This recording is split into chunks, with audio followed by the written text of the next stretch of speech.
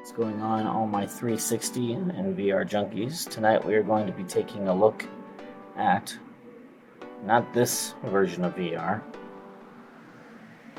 or the Google Tech C1 version of VR or even the Google Cardboard. Tonight we're going to be taking a look at the Samsung Gear VR.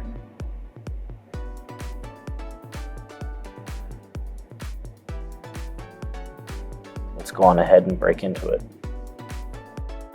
So for our video here, we have the Samsung Gear VR.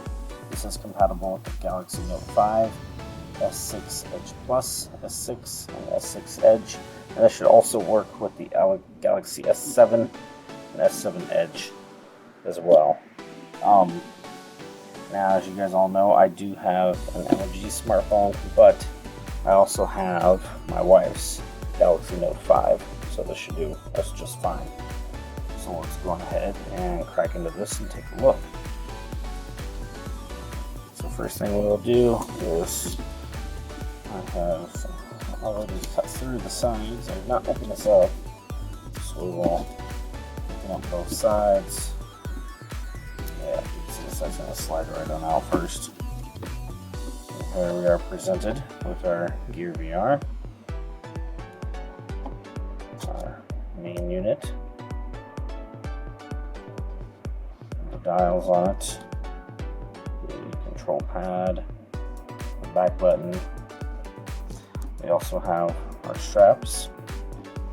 These are your bands that go across the left to right side, and then your head strap on the top side, and of course your manual. And that is it, pretty minimal. So before we even get into the gist of putting this together and using it, we'll go back to the back side of the box because I did not go over all the features of this. So enjoy 2D, 3D content, play VR games, explore tourist attractions virtually with an immersive 3D panoramic view. Experience Gear VR now. Gear VR requires a Samsung Galaxy Note 5, S6 Edge Plus, S6 or S6 Edge. Gear VR cannot operate by itself, so if you do not have one of those followed Samsung devices, do not buy this.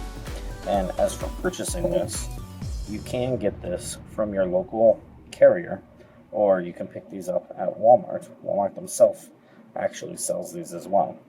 These go for, I believe, $100 even.